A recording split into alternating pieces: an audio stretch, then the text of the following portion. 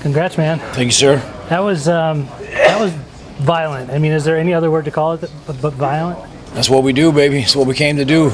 Make some magic happen in Orlando. We came down here to heat some things up.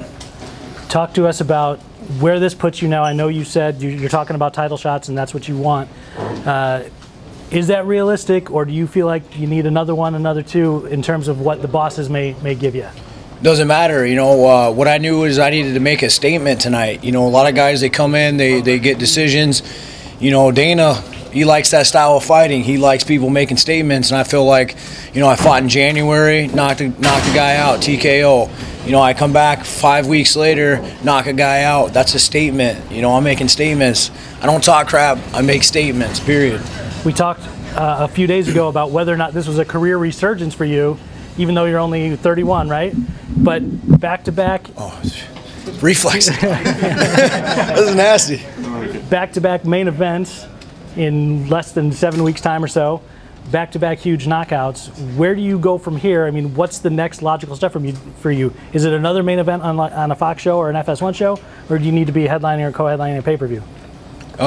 What's next is I go home. Tomorrow's The Walking Dead. I'm going to chill out with the fam, watch that, and hey, where are we going in March? You know, call me up. I'm here to fight. I'm here to move up. There's 3 guys in front of me right now. Brian Ortega and Frankie, they're fighting, and I fought Frankie and Max. I feel like I match up really well.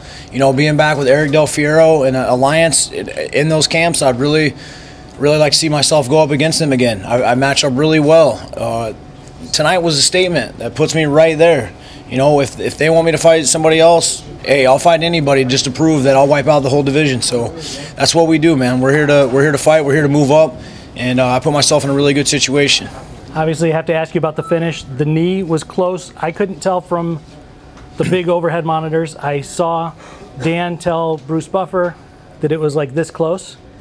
From where you were throwing it, did it feel like it was that close and that it just kind of whizzed by? Because I know his side was not happy. Listen, you know, Dan Murgliata came in the back. He said that under this state specifically is the new rules. He said if 2 hands are on the ground, you could lift 1 hand up to throw a knee. When I rocked him, I waited for an opportunity. I was looking to throw the knee. It wasn't just heat of the moment. I'm just throwing stuff because I'm not a dirty fighter. I never have been. I'm a killer. I looked for the kill, but I do it professionally. He did raise his hand up. I threw a knee. I didn't feel it land. It didn't. People were saying that it didn't land, and that's not what finished him.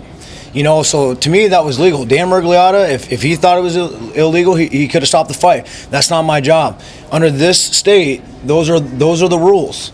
You know, and it is what it is, and I took advantage of the opportunity. I go for the kill. I train for the finish. That's what I do, and you know, I went over to his corner. I said, hey, you know, I didn't talk any crap. I respect your guys' camp. You know, Danny Castillo was a friend. I said, hey man, you know, like you know, much respect to you guys in your camp. This isn't the first time. This isn't the last time that we'll see them. They're tough competitors, and he's like, no. His other coach, I think his boxing coach, was like, it's not you, it's the ref, and so there's no bad feelings, you know. And I saw Emme go out on the stretcher. I don't wish that up on anybody. You know, he's got a family and probably a wife and stuff like that. You know, I don't wish that up on anybody. I know what it is to lose and be in the hospital. I've been in this game a long time. I've seen all sides, and I don't wish that up on anybody. But you know, trust me, when I'm in there, I know what I signed up for. That can happen to anybody. Is that what they were mad about then? When he said it's not you, it's the ref, were they mad about the knee? I don't know what they were mad about. I'm sure they're mad about a lot of things right now. That's not my problem. How important was it for you to share that moment with your family immediately after? I don't think they could have stopped you to get out of that cage. How much did it mean to you to finally make it over to it and share that moment with Yeah, they need to put a bigger guy in that cage. It's too little. Get him out of the way, you know. My wife, you know, that's my heart right there, bro. You know, she does all the sacrificing for me. You know, I don't feel like I sacrifice a whole lot, maybe besides some food in camp. Other than that, she sacrificed a lot. You know, she's sacrificing a career for me to go and do mine, and she sacrificed a lot of things. So to me, family is the most important thing in the world, and it should mean a lot to people, you know, because at the end of the day, that's all that matters. You know, one day we're gonna grow old together and gray, and you know, we're gonna be sitting there playing cards and maybe bingo or something like that. So that's all that really matters to me is family. Like I said before, man, I'm not here for the fame. I'm here to collect checks and go home to my family. From a technical strategy standpoint, did this fight go the way you thought it would? Yeah, besides me getting knocked down, you know.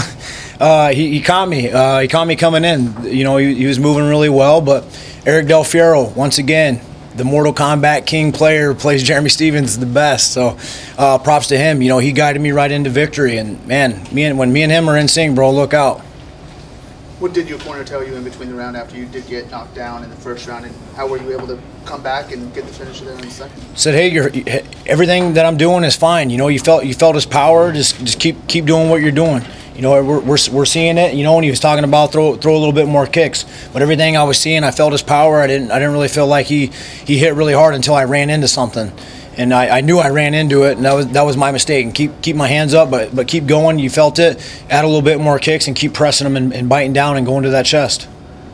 John Anik told us earlier this week that he feels like ultimately you're going to be the all-time leader in UFC fights. He feels like you'll have 40 or more. I know that sounds like it's a little bit of ways off, but it's really not that far. I mean, how much pride do you take in sort of your longevity and the fact that you're still doing this, and you got perhaps a long time to go, really? Yeah, you know, there's a guy back there who's watching me. His name's John Sadler. He keeps me healthy in camp. I use him a lot. He does a lot of body rehab for me. You know, I'm big into keeping myself healthy, because if any of us were sick and not healthy, or, you know, if we were laid up in bed, we wouldn't be doing what we love to do. What I'm doing is my passion. I love fighting. This is something that I love. I don't worry about numbers. I'm just really enjoying being in the moment, living my dream. You know, I'm not the richest guy in the world, but I'm so rich at heart, and I have a lot to be thankful for. Like I said, he keeps me healthy, and I can keep moving. I'll have 60 fights. You've made a big statement tonight. What's your ideal route to your title fight? There's some fights that have to happen. You know, a lot can happen. Injuries happen. There's a lot can go on. You know, I just made a huge statement tonight. I'll leave that up to Dana. Now the ball's in their court. I handle my business. You know, I'm going to go text him, hey, the job's done. Your hitman just took him out. You know, next. Do you feel like there's another fight between you and a title fight, or do you think you can get the title fight next? Like I said, man, a lot can happen. You know, like, you know, who's fighting back to back like this? January, they call me up 2 days later. You know, I'm drinking brandy with my uncle at his house. Hey, you want to fight next month? Main event? Yeah, cool. Didn't even ask who. Let's go. You know, this is what I'm doing, and I made a statement. This second round knockouts, right? Who's doing that? Me.